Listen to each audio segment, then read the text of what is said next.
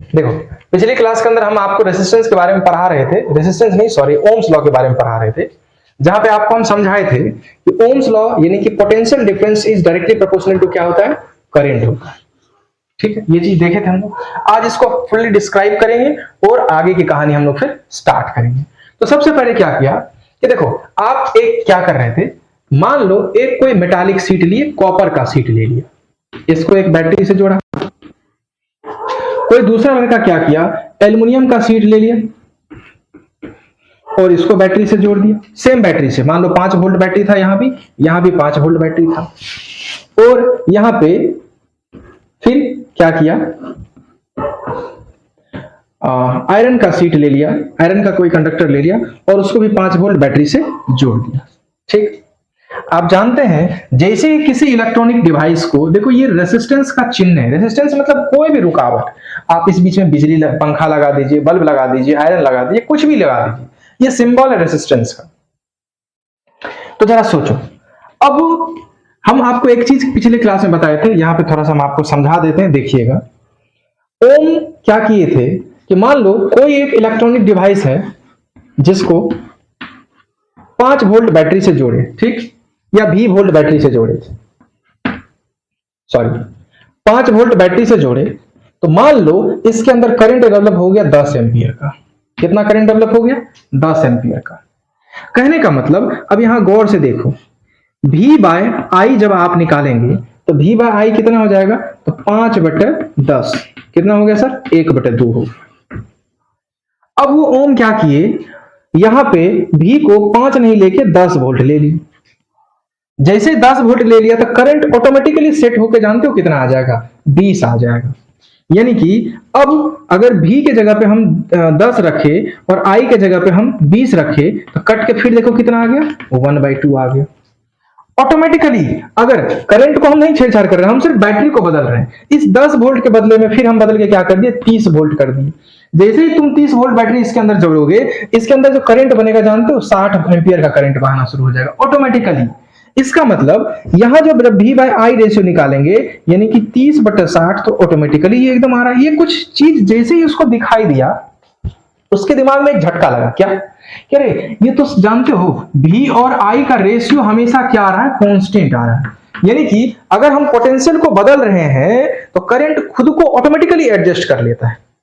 तो बस potential Ohm's law के अंदर हमको बस इतना ही चीज दिमाग के अंदर रखना है कि V और I का रेशियो हमेशा सेम होगा। देखो पिछली क्लास के अंदर हम आपको जो बताए थे, V is directly proportional to I, बताए थे ना। यानी कि ओम्स लॉ अगर स्टेटमेंट वाइज आपसे पूछा जाए तो आप यही बोलेंगे कि potential difference across any conductor potential difference across any conductor is directly proportional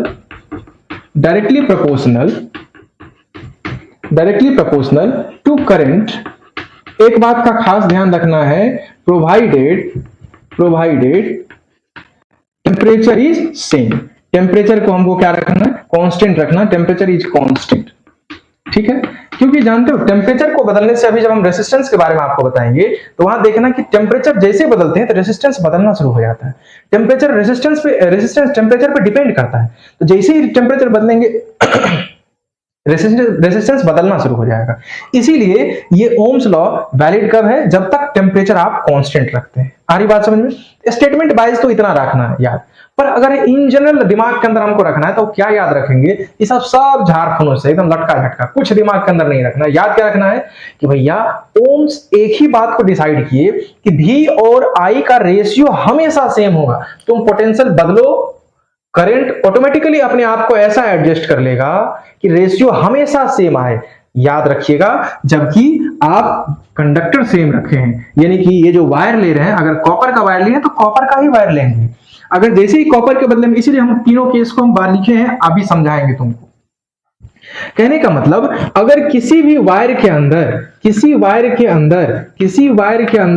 5 volt के बैटरी से 2 एम्पियर का करंट निकल रहा है, तो ऑटोमेटिकली तुम जैसे 10 वोल्ट लगाओगे तो ये करंट जानते हो कितना आ जाएगा, 4 वोल्ट आ जाएगा। सॉरी 5 वोल्ट रख रहे हैं तो ये 10 एम्पियर आ रहा है, यानी कि V/I हमको कितना मिल रहा है, 5/10 1/2। यही रेशियो आएगा हमेशा।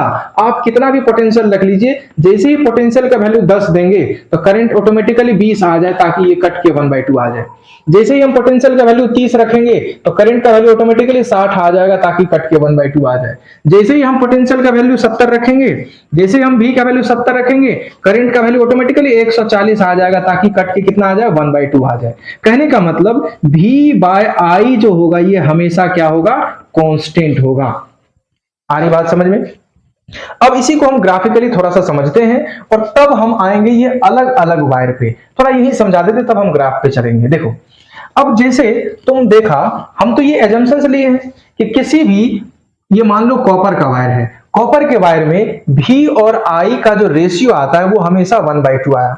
अब इस कॉपर को हटा के कोई एल्युमिनियम लगा दिया, तब जब V और I का रेशियो देखा तो वो 1/2 नहीं आया, 1/3 आया। फिर 1/3 एल्युमिनियम रखा, बैटरी को बदलते जाएगा तो हमेशा केस के अंदर रेशियो 1/3 1/3 1/3 ही आएगा। ऐसे ही अब इस एल्युमिनियम को हटा के कोई आयरन ले लिया, मान लो आयरन का रेशियो V और I का आ गया 1/5। तो हर केस के अंदर पोटेंशियल को आप बदल बदल के देखेंगे तो हर एक केस के अंदर आपको रेशियो 1/5 ही आएगा। कहने का मतलब क्या हो गया, अलग अलग मटेरियल के लिए V/I रेशियो बदलता है, पर एक ही मटेरियल अगर यानी कॉपर वायर लगा दिए तो V/I रेशियो हमेशा कांस्टेंट आएगा। कहने का मतलब V/I जो है वो नेचर ऑफ मटेरियल पे डिपेंड करता है। अब ये नेचर ऑफ मटेरियल पे क्यों डिपेंड करेगा ये अभी समझ में आएगा। आ रही बात समझ में? तो हम इस केस को हटाते हैं और आपको समझाने का कोशिश करते हैं, आप देखिएगा थोड़ा ध्यान से।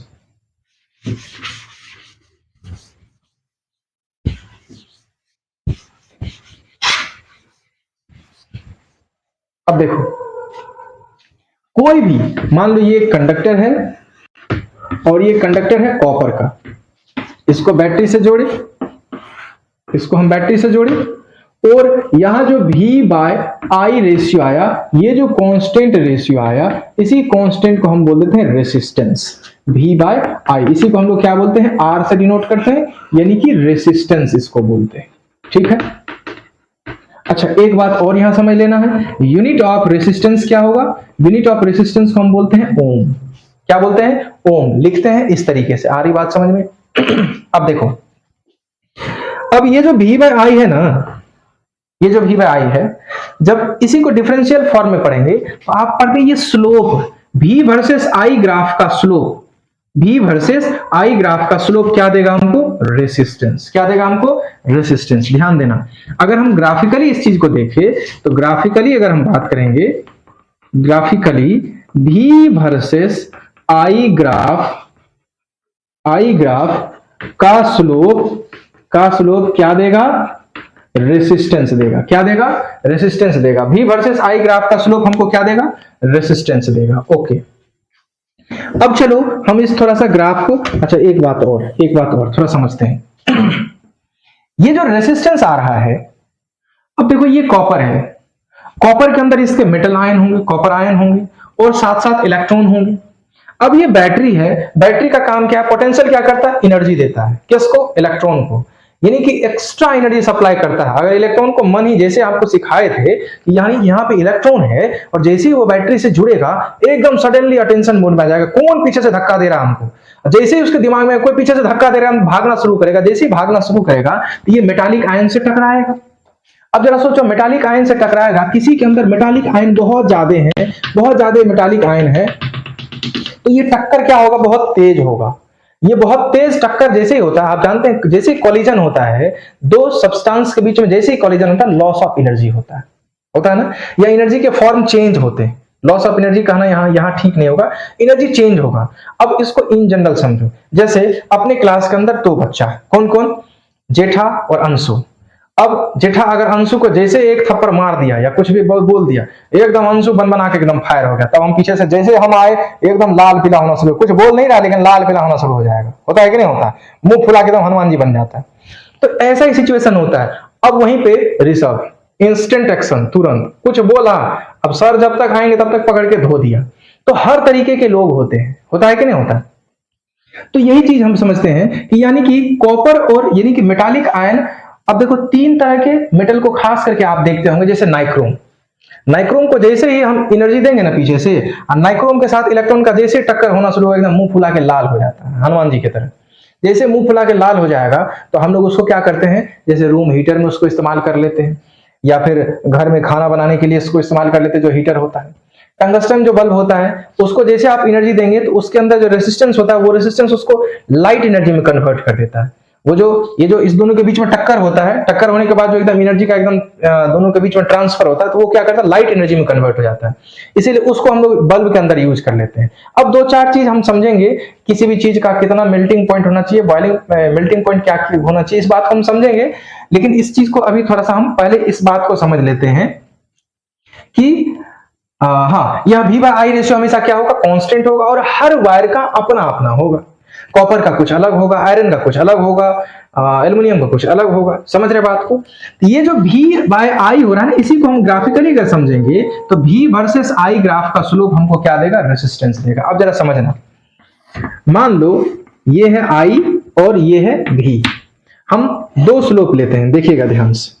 ये A कंडक्टर है और ये B कंडक्टर, यानी कि ये A टाइप का वायर है और ये B टाइप का वायर है, ठीक। अगर इसका एंगल थीटा बात करें और इसका एंगल थीटा बात करें, देखो स्लोप का मतलब होता है टेन थीटा। स्लोप का मतलब क्या होता है, टेन थीटा। और टेन थीटा का एक खास बात आपको मालूम हो कि टेन थीटा इंक्रीजिंग फंक्शन होता है। अब ये बात समझ ना अभी आए ना तो चलेगा, जब कोऑर्डिनेट ज्योमेट्री पर होगे तो वहां आपको ज्यादा समझ आएगा। टेन थीटा की अगर हम बात करें तो इंक्रीजिंग कहने का मतलब थीटा को जैसे जैसे बढ़ाएंगे ना, तो टेन थीटा का वैल्यू वैसे वैसे बढ़ना शुरू होगा। तुम सोचो, अब तुम देख सकते हो कि ये एंगल छोटा है, मान लो 30 डिग्री है, और ये एंगल उससे बड़ा है, मान लेते हैं ये 45 डिग्री है। तो यहां स्लोप अगर निकालना चाहे कोई तो टेन 30 डिग्री निकालेगा, यहां स्लोप अगर कोई निकालना चाहे तो टेन 45 डिग्री निकालेगा। तो टेन 45 डिग्री का मान ज्यादा होगा किसके तुलना में, टेन 30 डिग्री के तुलना में। यानी कि A का V बाय I का स्लोप जो होगा ज्यादा होगा, यानी कि A का रेसिस्टेंस ज्यादा होगा। A का रेसिस्टेंस ज्यादा होगा किससे, B से। आ रही बात समझ में? अब इसी चीज को हम तीन तरह के वायर से ले रहे हैं। मान लो ये A है, ये B है और ये C है, A B C। अब जरा सोचो, सबसे ज्यादा रेसिस्टेंस किसका होगा, तो कहने की जरूरत नहीं है, C का एंगल सबसे ज्यादा है, फिर उससे कम B का एंगल है, और उससे कम A का एंगल है ना। A का एंगल सबसे कम, B का एंगल उससे ज्यादा, C का एंगल सबसे ज्यादा। यानी कि RA रेसिस्टेंस A का जो ग्राफ होगा उससे बड़ा होगा रेसिस्टेंस B, और उससे बड़ा होगा रेसिस्टेंस C। यानी कि A का रेसिस्टेंस सबसे कम, उससे बड़ा B का रेसिस्टेंस, और उस सबसे बड़ा किसका रेसिस्टेंस, C का रेसिस्टेंस होगा। बात समझ में आ रही है? तो जब भी ग्राफिकल बात, अच्छा कभी कभी तुमको फंसाने के लिए इस तरीके से भी कर सकता है। कैसे?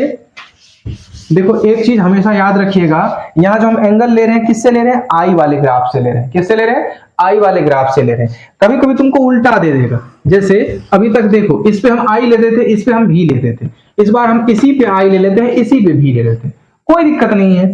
अब हम दो कंडक्टर, एक ये ए ले लिए और एक ये बी ले लिए। हम जब भी एंगल निकालेंगे किससे लेंगे, आई वाले से। किससे लेंगे, आई से। सोचो ये एंगल बी के लिए और ये एंगल ए के लिए। तुम खुद सोच के देखो, ए के लिए एंगल ज्यादा बड़ा, यहां आई बी से नहीं लेंगे एंगल हम किससे ले रहे हैं, आई से बना रहे हैं। तो आई के साथ एंगल ज्यादा हो रहा है, यानी कि ए का स्लोप क्या होगा, ए का स्लोप क्या होगा, ए का स्लोप क्या होगा, ज्यादा होगा। ए का स्लोप क्या होगा, ज्यादा होगा। किससे, क्यों, क्योंकि ए का जो एंगल है वो ज्यादा बड़ा है, बी का एंगल छोटा है, तो बी का स्लोप क्या होगा, कम होगा। बी का स्लोप कम होगा, छोटा होगा। तो जिसका स्लोप छोटा उसका रेसिस्टेंस छोटा, और जिसका स्लोप बड़ा उसका रेसिस्टेंस बड़ा। कहने का मतलब अगर यहां तुमसे पूछे कोई तो आर ए बड़ा है किससे, आर बी से। ये बात समझ में आई आपको? देखो हम कुछ नहीं बोले हैं, आप समझिएगा बात को, कंफ्यूज नहीं होना है। हम जब भी एंगल निकालेंगे किससे निकालेंगे, आई से। देखो हम दो ग्राफ ले रहे हैं, इस बार हम ले रहे हैं इस पे आई, इस पे भी, और अगली बारी जो हमारा ग्राफ है, इस पे ही हम भी ले लेते हैं और इस पे ले लेते हैं आई। तीन ग्राफ हम खींच रहे हैं, ए बी और सी, यहां भी ए बी और सी, सी डी ए। देखो कुछ नहीं सोचना है, ध्यान से देखिएगा। हम आपको क्या बोलना चाह रहे हैं, V वर्सेस I ग्राफ का स्लोप डिजाइन करना चाह रहे हैं। जब भी एंगल लेंगे तो एंगल हमेशा किससे बनाना है, I से बनाना है। किससे बनाना है, I से बनाना है। जो बड़ा एंगल वो स्लोप बड़ा, जो बड़ा एंगल वो स्लोप बड़ा होगा, और जो स्लोप बड़ा होगा उसी का रेजिस्टेंस बड़ा होगा। इसका मतलब उसी का R बड़ा होगा, उसी का R बड़ा होगा। बात समझ में आ रही है? ये सब छोटी छोटी मगर मोटी बातें हैं, शक्तिमान टाइप दिमाग में रखना है, क्योंकि नोट कमाने के लिए नोट पकड़ना पड़ता है ना। तो जितना ज्यादा नोट को आप पकड़ेंगे उतना ज्यादा नोट कमाएंगे। चलिए आगे बढ़ते हैं। हम एंगल I से बनाएंगे, तो यहां I से जब भी बनाएंगे तो देखिए ये एंगल मान लीजिए 10 डिग्री है। अब कहने की जरूरत नहीं है, ये 10 से थोड़ा बड़ा होगा। थोड़ा बड़ा मतलब मान लेते हैं ये 20 डिग्री है। अब ये एंगल सबसे बड़ा है, मान लेते हैं 45 डिग्री है। किसका एंगल बड़ा है, ए का। ए का एंगल बड़ा है, ए का रेजिस्टेंस सबसे बड़ा होगा, फिर बी का एंगल, फिर सी का एंगल। यानी कि यहां आर ए सबसे बड़ा है, फिर उससे छोटा आर बी है, फिर उससे छोटा आर सी है। आ रही बात समझ में? अब हम उस ग्राफ पे पहुंचते हैं, गौर से देखना। एंगल कहां से बनाएंगे, आई से। आई इस बार कहां है, इधर है। आई से ये एंगल 10 डिग्री, आई से ये एंगल 25 डिग्री, आई से ये एंगल 55 डिग्री, कुछ भी होगा ना, पर बड़ा तो है, हमको बस बड़ा छोटा देखना। सबसे बड़ा एंगल किसका है, 55 डिग्री, यानी कि सी का। इसका मतलब आर सी सबसे बड़ा होगा। फिर उससे छोटा कौन, बी, तो आर बी, फिर उससे बड़ा छोटा आर ए। बात समझ में आ रही है? कंफ्यूज नहीं होना। तो ग्राफिकल रिप्रेजेंटेशन में आपको दो बात ध्यान रखना। पहला बात ये कि एंगल जब भी बनाएंगे आई वाले एक्सिस से बनाएंगे। दूसरी बात ये कि जिसका एंगल बड़ा होगा उसी का स्लोप बड़ा होगा, इट मींस वही रेजिस्टेंस ज्यादा बड़ा होगा। आ रही बात समझ में? ओके, अब हम आते हैं रेजिस्टेंस डिपेंड किस किस चीज पे चलता है, करता है। चलिए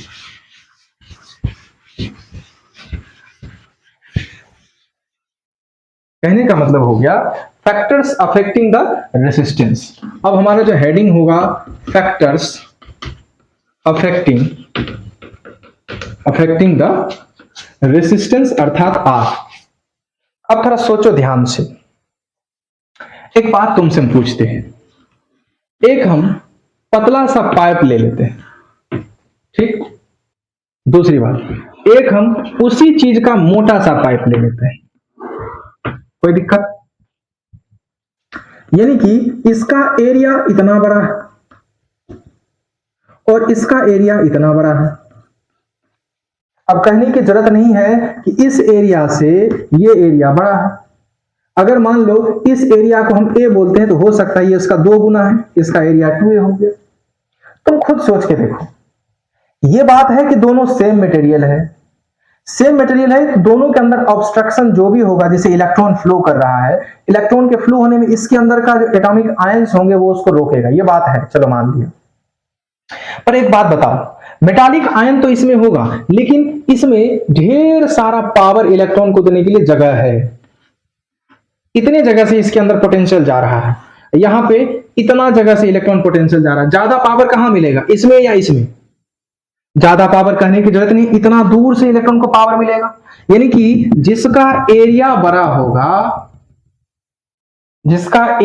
होगा उसमें इलेक्ट्रॉन को ज्यादा पावर सप्लाई होगा। ऐसे हम ये ठेठ भाषा में समझने के पॉइंट ऑफ व्यू से समझ सकते हैं। जिसका एरिया बड़ा होगा उसमें इलेक्ट्रॉन को ज्यादा पावर मिलेगा, यानी कि इलेक्ट्रॉन उतना तेजी से बढ़ सकता है चाहे रुकावट कैसा भी हो। यानी कि अगर हम एरिया बड़ा करेंगे इलेक्ट्रॉन को ज्यादा एनर्जी सप्लाई होगा, यानी कि रेजिस्टेंस हमको कम से कम हो पाएगा। यानी कि कितना भी रेजिस्टेंस था लेकिन बढ़िया एकदम ताकत से एकदम उसको फेंक दिए तो चले जाएगा। अर्थात पहला बात हमको यह समझ में आएगा कि resistance is inversely proportional to area. It means area अगर ज्यादा है तो रेजिस्टेंस ऑटोमेटिकली कम हो जाएगा। आ रही बात समझ में? ओके, दूसरी बात, अब जरा सोचो, यहां पे हम एक और चीज समझते हैं। मान लो एक कंडक्टर इतना बड़ा लेंथ का है और एक कंडक्टर इतना बड़ा लेंथ का है। जरा समझना ध्यान से।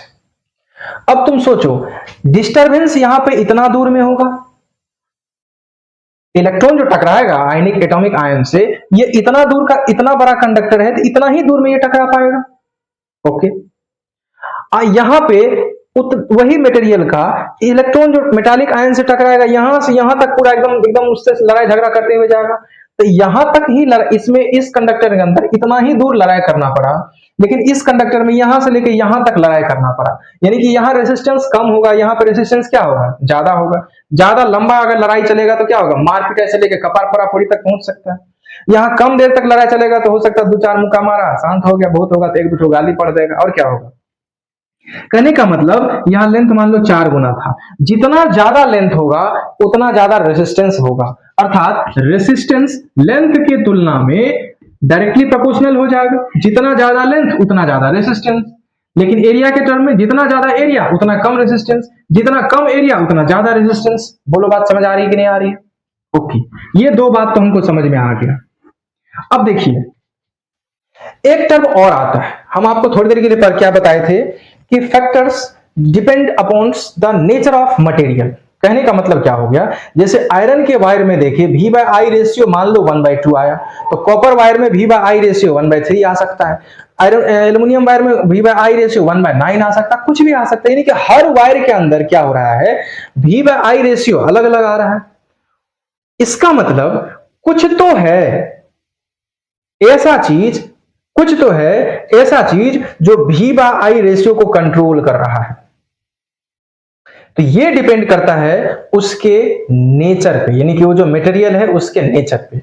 अब इस बात को हम ऐसे समझ सकते हैं, जरा सोचो, अगर मान लो थोड़ी देर के लिए आप रोड पूरा फ्री है और वहां तुमको गाड़ी चलाना हो, एकदम 80, 90, 85, 120 तक के स्पीड में पकड़ के तनतना देता है गाड़ी को, और वही तुमको ऐसा रोड से तुमको गुजारने के लिए बोले जो पूरा एकदम रश होता है उस रोड के अंदर, यानी कि मार्केट वाला इलाका है, तो आप 30, 40, 50 जाते जाते गाड़ी को कंट्रोल में रखते हैं, है ना।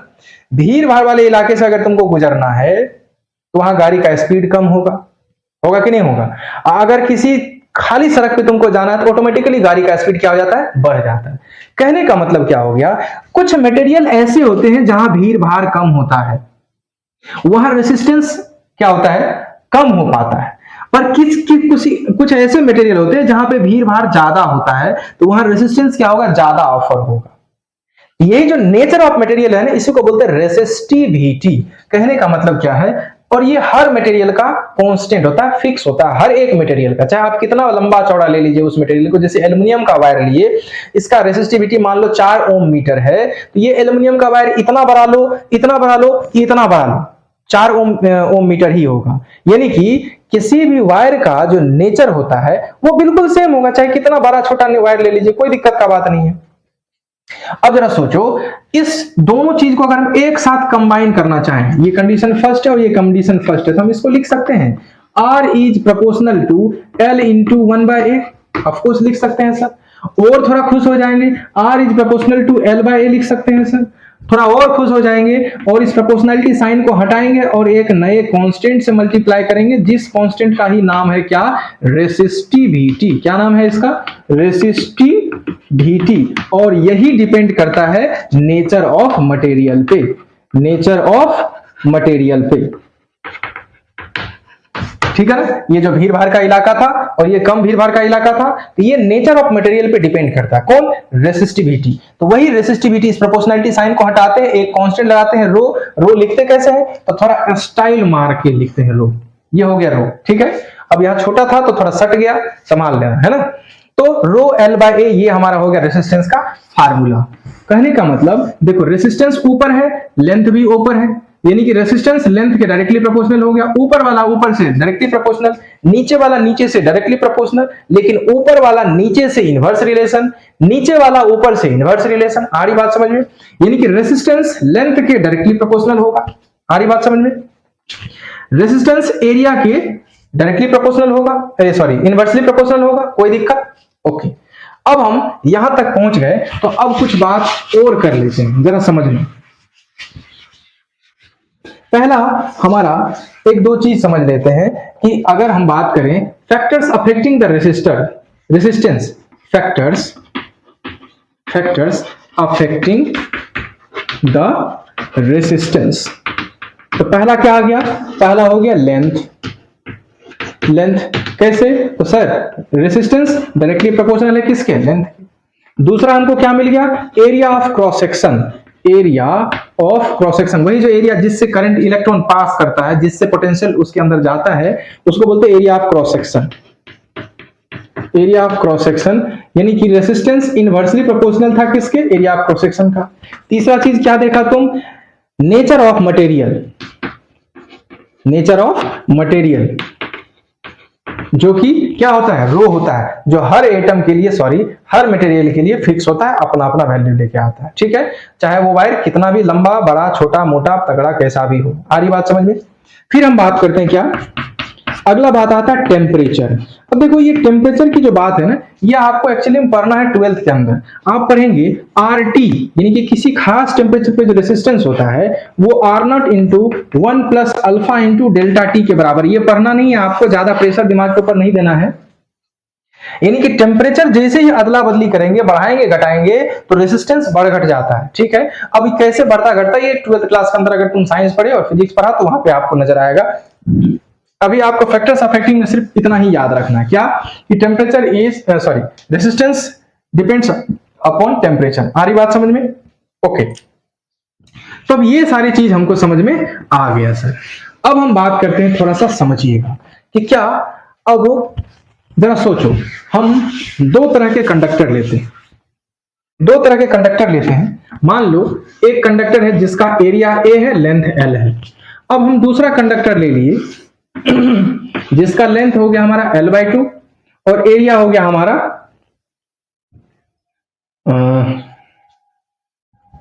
डबल हो गया। वो सवाल देगा तुमको, नहीं देगा तो फिर हम लोग वॉल्यूम कांस्टेंट करके बनाएंगे। जब सवाल प्रैक्टिस पे आएंगे, बहुत सारे सवाल आपको हम प्रैक्टिस करवाएंगे, चिंता मत कीजिए, तो आपको ये सारी चीजें आपको समझाएंगे।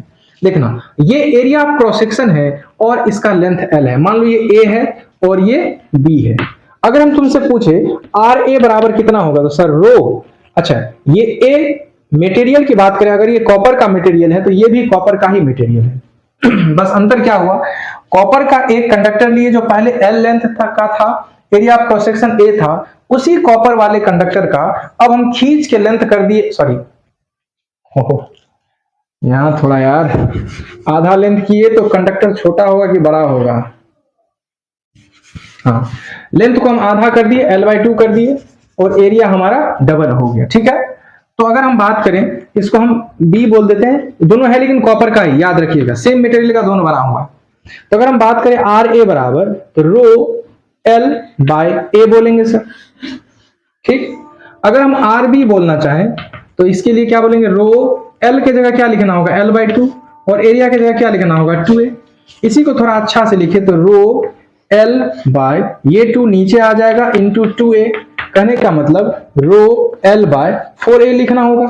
बोलो, अब जरा सोचो, अगर एक कॉपर का ले लेते, दूसरा एल्युमिनियम का ले लेते, तो यहाँ रो अलग अलग हो जाता, नहीं, क्योंकि एल्युमिनियम के लिए जो रो होगा और कॉपर के लिए जो रो होगा वो क्या होगा, अलग अलग होगा। तो यहाँ बिल्कुल सेम मटेरियल है, इसीलिए दोनों जगह हम रेसिस्टिविटी का वैल्यू सेम लिखे हैं, रो लिखे हैं। आ रही बात समझ में? अब देखो, अगर हम तुमसे कोई पूछे RA/AB, जरा सोच के देखो तो क्या होगा। RA की बात करेंगे तो क्या बोलेंगे सर? आप बोलेंगे सर रो L/A आ रहा है RA का वैल्यू। अगर हम RB की बात करें, ये वैल्यू आ रहा है हमको रो L/4A आ रहा है। बोलो आ रहा है कि नहीं आ रहा है? इसको थोड़ा और अच्छे से लिखिए तो रो L/A इंटू, इसको पलट के लिख देते हैं 4A/रो L। बोल सकते हैं रो L से रो L मर गया, A से A मर गया, क्या मिल गया, 4। यानी कि जरा सोचो तो RA बराबर 4 इंटू RB लिख दें। कहने का मतलब क्या हो गया, RA जो है वो B का 4 गुना है, यानी कि A का रेसिस्टेंस B के रेसिस्टेंस से कितना है, 4 गुना है। बात समझ में आ रही है? अब एक बात और थोड़ा सा समझ लेते हैं, बीच में ये छूट गया आपको, कि unit of resistivity rho. Sir R बराबर आप बोले रो L/A। जरा सोचो, R का यूनिट क्या होता है, ओम। होता है ना, रेसिस्टेंस का यूनिट ओम। रेसिस्टिविटी का यूनिट चाहिए, लेंथ किस में होगा, मीटर में होगा। एरिया की बात करेंगे तो किस में आएगा, मीटर स्क्वायर में आएगा। 1 मीटर से 1 मीटर कर गया, ये मीटर यहां गुना हो जाएगा, तो रो बराबर क्या हो जाएगा, ओम मीटर, यानी कि यूनिट ऑफ रो क्या हो जाएगा, ओम मीटर। आ रही बात समझ में? ओके। अब कभी कभी क्या कहेगा, जरा सोचो, एक कॉपर का वायर है, जिसका लेंथ हम L दे देते हैं, area of cross section A देते हैं। जरा देखिएगा, सवाल कहेगा एक कॉपर का वायर है जिसका लेंथ हम L दे देते हैं, area of cross section A दे देते हैं। इस वायर को पकड़ के खींच के हम एकदम तान दिए, यानी कि इस वायर को हम क्या किए, कॉपर का ही वायर था, खींच के तान दिए। कहने का मतलब अब जो लेंथ हो जाएगा वो किसके बराबर हो जाएगा, 3 गुना कर दिए। लेंथ पहले L था, अब लेंथ क्या हो गया, 3 गुना हो गया। आ रही बात समझ में? लेकिन एरिया ऑफ क्रॉस सेक्शन के बारे में कोई आइडिया हमारे पास नहीं है। और आप सोच सकते हैं ऐसे, अगर कोई एक कंडक्टर था, एक थोड़ा इसको मोटा बना लेते हैं, देखो तुम खुद सोच के देखो, कभी रबर को ऐसे खींच के लताड़े हो? जब मान लो रबर को खींच के लताड़ोगे, देखना लेंथ अगर बढ़ेगा तो उसका मोटाई घटने लगेगा, एकदम बिल्कुल पतला बाल की तरह होने लगेगा। यानी कि जैसे लेंथ बढ़ाते हैं तो उसका मोटाई जो है ना, डायमेंशन जो है वो घटना शुरू हो जाएगा, कम होना शुरू हो जाएगा। कहने का मतलब इसके एरिया के बारे में हमारे पास कोई आइडिया नहीं है, पर हम निकालेंगे कैसे। एक बात बताओ, ये जो मटेरियल है इसी को खींच के लंबा किया है, नया मटेरियल तो इसमें जोड़े नहीं है। तो पहले जितना इसका वॉल्यूम होगा और अब जितना इसका वॉल्यूम होगा, वॉल्यूम तो कांस्टेंट होगा, क्योंकि हम ना मटेरियल नया ऐड किए हैं, ना इसको काटे पीटे हैं, कुछ नहीं किया, बस हम इसको खींच के लंबा किए। अर्थात पहले का वॉल्यूम बराबर क्या होता है, एरिया इंटू हाइट। अब बताओ, ये कंडक्टर को ऐसे खड़ा कर देंगे तो ये जो लेंथ है यही इसका हाइट हो जाएगा। तो पहले का वॉल्यूम V इनिशियल बराबर V फाइनल, V वेलोसिटी नहीं है, वॉल्यूम है। एरिया कितना था, A, लेंथ कितना था, L, बराबर नया एरिया नहीं मालूम, A डैश मान लेते हैं, लेकिन लेंथ के बारे में आइडिया है कि 3 है, 3L हो गया। तो ये L से ये L कट गया, तो अगर हम A डैश की बात करें तो क्या ये A/3 हो जाएगा, यानी कि इसका एरिया जो एरिया क्रॉस सेक्शन कितना मिल जाएगा हमको, A/3। आ रही बात समझ में? अब अगर हम इसके बात करें, इसके रेसिस्टेंस का, तो RA बराबर क्या लिखेंगे, रो, कॉपर ये भी है, कॉपर ये भी है, या एल्युमिनियम ये भी है, एल्युमिनियम ये भी है, यानी कि दोनों मटेरियल सेम है, इसलिए रो दोनों जगह सेम होगा। R बराबर हो गया रो, L की बात करें तो L है, एरिया की बात करें तो A है। ये हो गया हमारा A का रेसिस्टेंस। अब जरा B के रेसिस्टेंस को हम निकाल के देखते हैं। रो, लेंथ की बात करें तो कितना हो जाएगा, 3L by, area of cross section की बात करें तो A/3 हो जाएगा। जरा सोचो तो ये 3 उठ के ऊपर चले जाएगा, यानी कि RB बराबर ये 3 उठ के ऊपर चले गया, और पहले से ये 3 है, 339 रो L/A लिख सकते हैं। और देखो रो L/A का वैल्यू किसके बराबर है, RA के बराबर है। तो क्या हम यहां से RB बराबर 9 इंटू RA लिख सकते हैं, यानी कि अब जब खींच के उसको 3 गुना हम लेंथ में बढ़ा देंगे तो इसका जो रेसिस्टेंस आएगा वो पहले वाले रेसिस्टेंस का 9 गुना हो जाएगा। बात समझ में आ रही है? बात समझ में आ रही है? इस टाइप के बहुत सारे सवाल आएंगे, और भी सवाल आएंगे। हम आपको क्वेश्चन जब प्रैक्टिस कराना शुरू कर देंगे न्यूमेरिकल सवाल बताते समय, तो वहां आपको और भी बताएंगे, पर इस चीज को आप कॉन्सेप्ट वाइज अभी से समझते चलिएगा, ठीक है? जहां डाउट हो आप वीडियो को थोड़ा सा रोकेंगे, कॉपी पे बनाएंगे, सीखेंगे, सोचेंगे और आपको जवाब आ जाएगा। तो चलिए अब हम बात करते हैं कॉम्बिनेशन ऑफ रेसिस्टेंस का। देखो कॉम्बिनेशन ऑफ रेसिस्टेंस की अगर हम बात करें, कॉम्बिनेशन ऑफ रेसिस्टेंस, तो ये 2 तरह के कॉम्बिनेशन होते हैं। कौन कौन? एक कॉम्बिनेशन होता है पैरेलल और एक होता है सीरीज, ठीक है? अब सीरीज कैसा दिखने में होता है, पैरेलल कैसे में दिखना होता है, समझिएगा। सीरीज में एक का हाथ पकड़े दूसरा होगा, जैसे लाइन में हम लोग खड़े होते हैं ना स्कूल में असेंबली के अंदर, एक का लाइन पकड़ के दूसरा एकदम खड़ा हो जाता है, तो एक का लाइन खड़ा होकर दूसरा आते जाएगा, इसको बोलते हैं सीरीज। मान लो इस रेसिस्टेंस को हम R1 बोल देते हैं, इसका रेसिस्टेंस R2 हो जाएगा, इसका रेसिस्टेंस R3 हो जाएगा और इसका रेसिस्टेंस R4 हो जाएगा। आ रही बात समझ में? तो R इक्विवेलेंट जो आप यहां पढ़ेंगे तो वो हमेशा याद रखिएगा R1 plus R2 plus R3 plus R4 up to so on, जितने रेसिस्टेंस होंगे सबको जोड़ देंगे तो ये हमारा इक्विवेलेंट रेसिस्टेंस हो जाएगा। कहने का मतलब अगर मान लो ये R1 का वैल्यू 2 ओम है, इसका वैल्यू 1 ओम है, इसका भी वैल्यू 1 ओम है और इसका वैल्यू भी 3 ओम है, तो इस चारों के बदले में एक नया रेसिस्टेंस लगाएंगे जो उस चारों के बदले में काम कर देगा और इसका रेसिस्टेंस जो होगा वो कितना हो जाएगा, सबके सम के बराबर। क्यों? क्योंकि सारे के सारे सीरीज में है। 2 1 3 3 1 4 4 3 7, यानी कि 7 ओम रेसिस्टेंस लगा देंगे जो इस चारों के बराबर काम कर देगा। हमें बात समझ में आ रही है? और पैरेलल कॉम्बिनेशन की अगर हम बात करें तो पैरेलल कॉम्बिनेशन हमारा क्या होगा देखना। अब इसमें मान लो 3 ठो रेसिस्टेंस है तुम्हारे पास, ठीक है, 3 हो 2 हो 4 हो कितना भी हो, लेकिन जैसे इसमें एक का हाथ पकड़े दूसरा होता है ना, यहां वैसा नहीं होगा। सबका बायां हाथ एक जगह होगा, बायां को लेंगे एक तार में पकड़ के बांध देंगे, सबका बायां हाथ एक जगह और सबका दायां हाथ होगा एक जगह। इसको बोलते हैं हम लोग पैरेलल कॉम्बिनेशन। क्या बोलते हैं? Parallel combination. मान लो ये रेसिस्टेंस R1 है, ये रेसिस्टेंस R2 है और ये रेसिस्टेंस R3 है। तो यहाँ पे 1/RP देखो ये कहां से आया, इसके बारे में हम चर्चा अभी नहीं कर सकते हैं, किरचॉफ्स लॉ से आप इसको प्रूफ कर पाएंगे, लेकिन फिर भी हम कोशिश करेंगे, आगे देखेंगे। 1/RP बराबर क्या हो जाएगा, 1/R1 plus 1/R2 plus 1/R3, ऐसे ही जितने रहेंगे सबको इस तरीके से जोड़ देंगे तो आपको पैरेलल कॉम्बिनेशन का इक्विवेलेंट रेसिस्टेंस मिल जाएगा। ठीक है, आ रही बात समझ में? तो आज के लिए इतना ही, छोटा छोटा क्लास हम आपको दे रहे हैं ताकि आप छोटे छोटे कॉन्सेप्ट को इत्मीनान से पढ़ते जाएंगे। फिर आपका नया क्लास आएगा और उस क्लास के अंदर आपको हम इसके सारे प्रॉब्लम्स को करवाएंगे, अलग अलग तरह के कॉम्बिनेशन को समझाएंगे। आप बढ़िया से पढ़ते रहिए और तैयार करते रहिए। तो चलिए, तब तक आप ध्यान से पढ़िए, तब तक के लिए गुड बाय।